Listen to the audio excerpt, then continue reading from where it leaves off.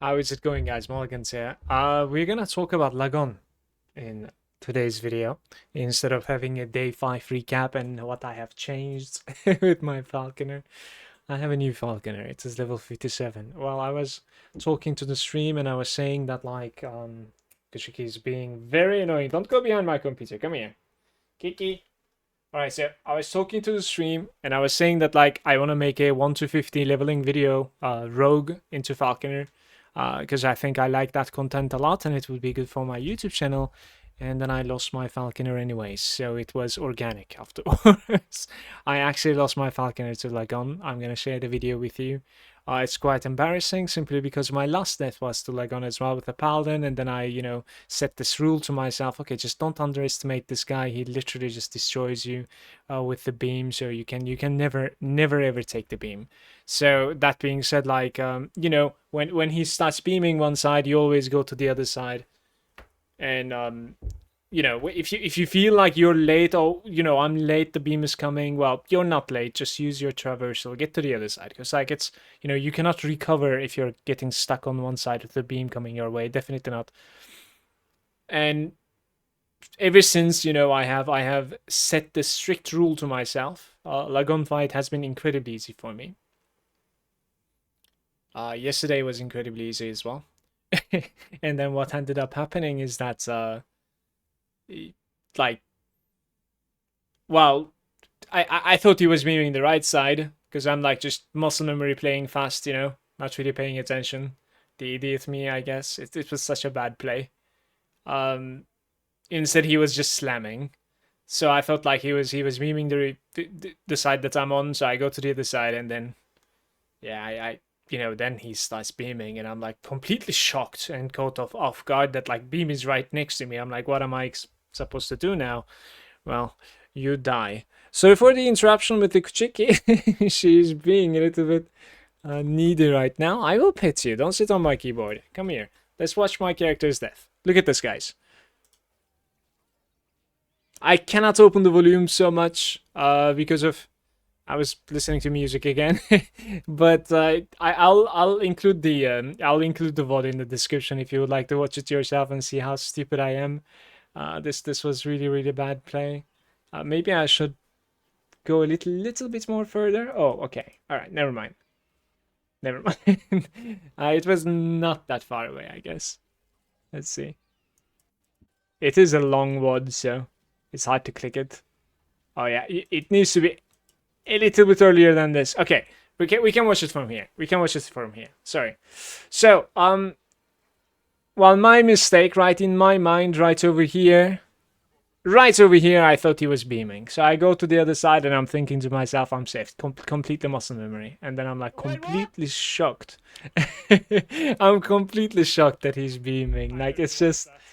It was such a brain lag. It's insane. You shouldn't really play with memory, you know what I mean? It deletes you so quickly. It is ridiculous how much damage you take from this. I actually would like to know if there's anybody out there that knows this. Is this beam damage over time, or is it like direct damage? You know what I mean? Is it mitigatable? Because obviously damage over time is mitigatable as well, but I want to see which one it is. My character is very weak against this character right over here that died was very weak, at least in this state, at that point, against damage over time. So maybe it is damage over time because it is hitting insane amounts of damage. You should at the very least be able to react to something. This is not reactable, right? Because you're supposed to be reacting to his animations, to his eye, basically.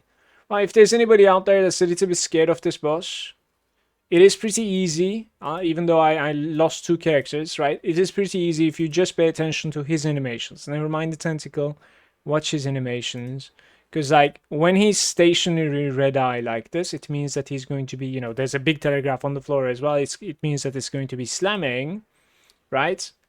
And when he's going to be, how confident I am that, he beamed over to the other side because, I'm hugging this side. But Right now, he actually starts beaming because like his eye is red over there. When his eye is red and he's moving around, still that is the beam loading up basically. So you need to go to the other side. So hugging one side, well, you don't necessarily need to be this much corner at all. You kind of want to be like somewhere around here where my cursor is.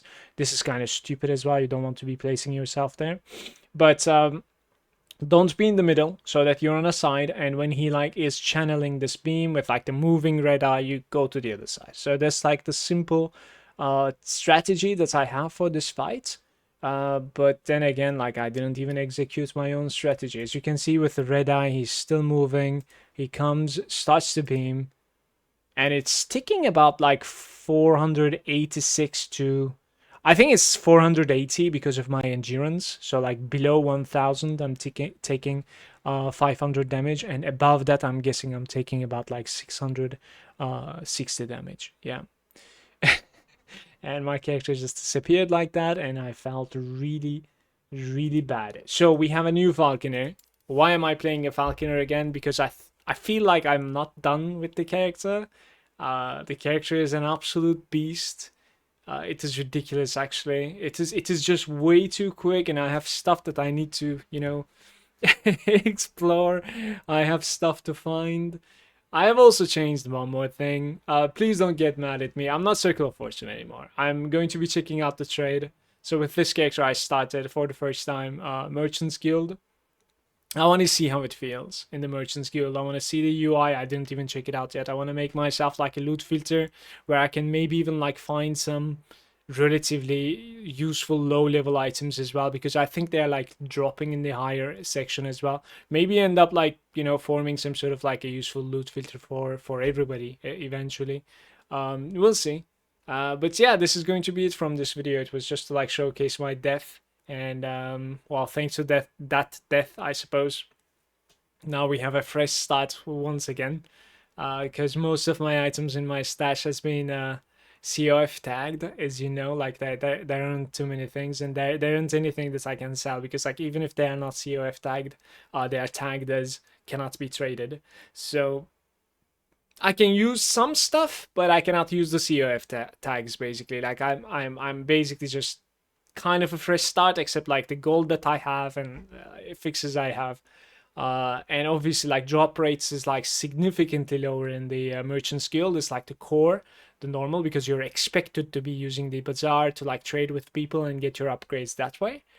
And I have been checking some of the prices from people in the stream. I think it's about like millions of golds for something that's like useful. So it's going to be pretty grindy. We'll see how it's gonna turn out. So tomorrow, today I'm gonna have a stream soon right after this video, and tomorrow I would imagine I'm gonna have a little bit more idea, and I'll be close to like level 80, perhaps like a little bit higher than a level 80. I really hope so, at least. Hopefully I'm not gonna die either, because like obviously I'm like a little bit more rushing with this character, and I don't really have like the stash to back me up. So maybe there's a chance that like I would lose this character as well to something very stupid, especially like right after jumping into empowered monoliths. It's kind of important to jump into normal empowered monoliths because of like the level change. You get more experience, and on top of it all, there's better loot drops, obviously, since like it's level hundreds that you're killing. That's it. I'm gonna see you tomorrow. Thank you for watching, YouTube. Peace out.